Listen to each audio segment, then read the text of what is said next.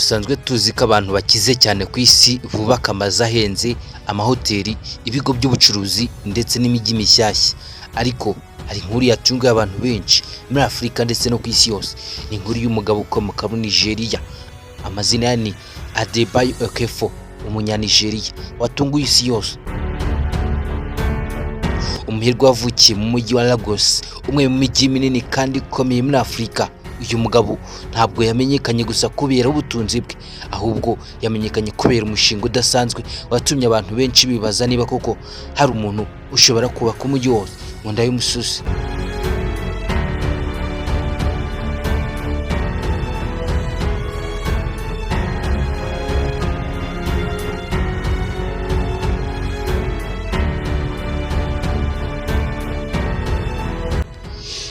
Bahaye ikaze, icyo mbibutsa ni ukureba video yose tukajyana mu mujyi wa Adebayo wo muri Nigeria, tukajya kureba ese n'ibiki byishiyo. Ikiri nkwibutsa gukora like na subscribe kugira ngo uzajye ukomeza kubona ibyegeranyo bidasanzwe dukomeze tubagezaho umunsi ku wundi. Bahaye ikaze.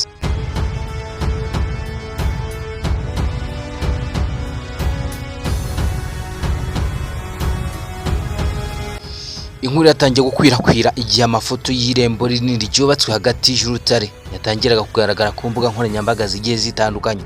Hejuru y'iryo rembo hakaba hari intare nini ikoze muri zahabu ibengerana cyane. Mu gihe imodoka zihenze zinjira kandi zinasohoka umunsi ku wundi, abantu benshi bahise batangira kwibaza ibanga ryaba ryihishe inyuma y'iyo nyubako. Hari abavuga ko ari ikigo cy'ubucuruzi,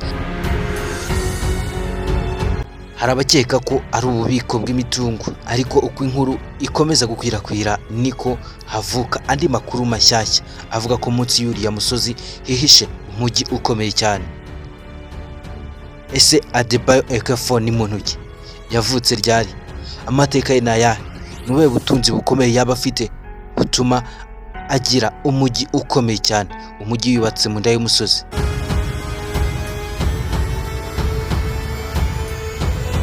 Adebayo Okafo yavukiye mu muryango usanzwe i Lagos. Se yari umucuruzi muto, nyina akora akazi ko kwita ku rugo. Mu bwana bwe ntiyari afite ubuzima bworoshye, yabayeho mu buzima nk'ubwa benshi muri Nigeria. Ariko kuva akiri muto yari afite inzozi zo kuzaba umwe mu bantu bakomeye ku isi. Nyuma yo kurangiza amashuri yinjiye mu bucuruzi bw'ikoranabuhanga n'ubwikorezi. Mu myaka mike gusa ibikorwa bye byatangiye kwaguka cyane. Yashoye imari mu bwubatsi, mu nganda no mu mishinga minini y'iterambere. Uko imyaka yagendaga ishira, ubutunzi bwe bwarushagaho kwiyongera kugeza aho yabaye umwe mu baherwe bavugwa cyane muri Afurika y'Iburengerazuba. Mu mwaka wa 2010 Adebayo yatangaje umushinga watumye izina rye ryandikwa mu mateka. Yatangaje ko ashaka kubaka ahantu hadasanzwe hatazaba nk'ahandi hose muri Afurika. Abantu benshi bahise batekereza ko agiye kubaka umujyi mushya ku butaka busanzwe, ariko nyuma y'amezi make byaje kumenyekana ko ahantu yari yahisemo ari mu musozi munini uri kuri y'umujyi. Icyo gihe nibwo abantu batangiye kwibaza icyo agamije. Imirimo yo kubaka yatangiye mu ibanga rikomeye. Imashini nini zaje ziturutse mu bihugu bitandukanye. Abakozi babarirwa mu bihumbi magana bakoze amanywa n'ijoro, mu gihe abandi bubakaga hejuru y'ubutaka. Adebayo we yari ari gucukura imbere mu musozi. Umwaka umwe warashize, imyaka ibiri irashira, imyaka irakomeza irihirika, ariko nta muntu wari uzi neza ibirimo kubakwa imbere muri uwo musozi. Ibi byatumye amatsiko y'abantu arushaho kwiyongera, ariko Adebayo we yarazi ibyarimo. Nyuma y'imyaka 12 y'imirimo ikomeye yo kubaka uyu mujyi, abaturage batangiye kubona ibisubizo munsi y'umusozi. Hamaze kubakwa umujyi munini ufite imihanda migari, inyubako zigezweho, amacumbi y'akataraboneka, ibyumba by'inama, ibigo by'ubushakashatsi, ububiko bunini ndetse n'ibindi bikorwa byinshi. Abantu bamwe batangajwe no kumva ko muri uwo mujyi harimo ahantu hashobora kwakira abantu ibihumbi icyarimwe.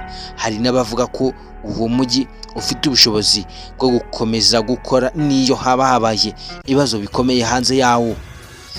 Kimwe mu bintu byatangaje abantu cyane ni umutekano waho. Nta muntu ushobora kwinjira atabanje kubona uburenganzira bwihariye.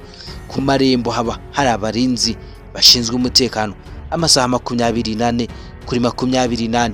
Buri modoka irasuzumwa mbere yo kwinjira. Abashyitsi bagomba kwiyandikisha mbere y'igihe no kugaragaza ibyangombwa byabo. Bivuga ko hari ahantu hihariye hatagerwa n'umuntu uwo ari we wese keretse abafite uburenganzira bwihariye cyane. Ubuhanga bwakoreshejwe mu kubaka uyu mujyi bwatumye benshi bawuhita igitangaza cy'ikoranabuhanga muri Afurika. Imihanda y'imbere ifite amatara agezweho. Hari uburyo bwo gucunga amazi n'ingufu ku rwego rwo hejuru. Inyubako zose zihari zarateguwe ku buryo zihuza ubwiza n'umutekano waho. Ahantu henshi hari ibirahuri bikomeye n'ibikoresho by'ikoranabuhanga bifasha gukurikirana ibikorwa byose byo muri uwo mujyi. Icyatangaje abantu kurushaho ni amafaranga bivuga ko yakoreshejwe muri uwo mushinga. Nubwo nta mibare y'ingenzi itangazwa ku mugaragaro, ibinyamakuru byinshi bigaragaza ko umushinga watwaye amafaranga agera muri za miliyari z'amadolari. Abasesenguzi bamwe bavuga ko ari umwe mu mishinga ihenze kurusha indi yose yigeze ikorwa n'umuntu ku giti cye muri Afurika. Uyu munsi izina rya Adebayo Akefo rikomeje kuvugwa cyane. Haramufata nk'umuntu wahinduye amateka y'ubwubatsi muri Afurika. Hari abandi bavuga ko umushinga we ari kimwe mu bikorwa byatangaje abantu benshi muri iki kinyejana. Ariko ikintu kimwe abantu benshi bahurizaho ni uko iyo babonye amafoto y'irembo rinini ryubatswe hagati y'umusozi bahita bibaza ikibazo kimwe gusa, bati ese koko munsi y'uriya musozi hihishe umujyi wuzuye amafaranga cyangwa amabanga abantu benshi bataramenya kugeza na n'uyu munsi? Adebayo Akefo yavukiye mu muryango usanzwe Lagos. Se yari umucuruzi muto, nyina akora akazi ko kwita ku rugo. Mu bwana bwe ntiyari afite ubuzima bworoshye. Yabayeho mu buzima nk'ubwa benshi muri Nigeria, ariko kuva akiri muto yari afite inzozi zo kuzaba umwe mu bantu bakomeye ku isi. Nyuma yo kurangiza amashuri yinjiye mu bucuruzi bw'ikoranabuhanga n'ubwikorezi. Mu myaka mike gusa ibikorwa bye byatangiye kwaguka cyane. Yashoye imari mu bwubatsi, mu nganda no mu mishinga minini y'iterambere. Uko imyaka yagendaga ishira, ubutunzi bwe bwarushagaho kwiyongera kugeza aho yabaye umwe mu baherwe bavugwaga cyane muri Afurika y'Iburengerazuba. Mu mwaka wa 2010 Adebayo yatangaje umushinga watumye izina rye ryandikwa mu mateka. Yatangaje ko ashaka kubaka ahantu hadasanzwe hatazaba nk'ahandi hose muri Afurika. Abantu benshi batekerezaga ko agiye kubaka umujyi mushyashya ku butaka busanzwe, ariko nyuma y'amezi make byaje kumenyekana ko ahantu yari yahisemo ari umusozi munini uri kure y'umujyi. Icyo gihe nibwo abantu batangiye kwibaza icyo yaragamije. Imirimo yo kubaka yatangiye mu ibanga rikomeye. Imashini nini zaje ziturutse mu bihugu bitandukanye. Abakozi babarirwa mu bihumbi bakoze amanywa n'ijoro. Mu gihe abandi bubakaga hejuru y'ubutaka, Adebayo we yarari gucukura imbere mu misozi. Umwaka umwe warashize, imyaka 2 irashira, ariko nta muntu wari uzi neza ibirimo kubakwa imbere muri uwo musozi. Ibi byatumye amatsiko y'abantu arushaho kwiyongera.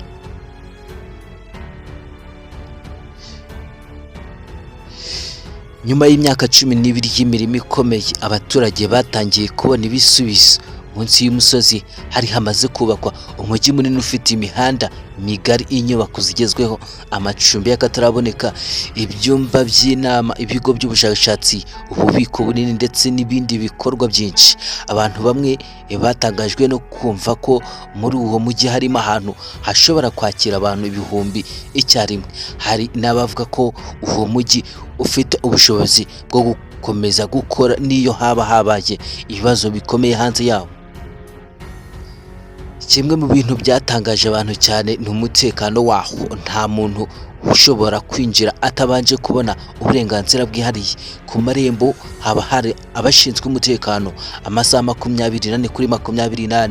Buri modoka irasuzumwa mbere yo kwinjira.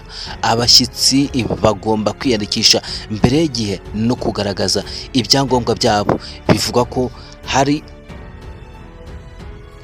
ko ari ahantu hihariye hatagerwa n'umuntu uwo ari we wese keretse ababifitiye uburenganzira bwihariye cyane.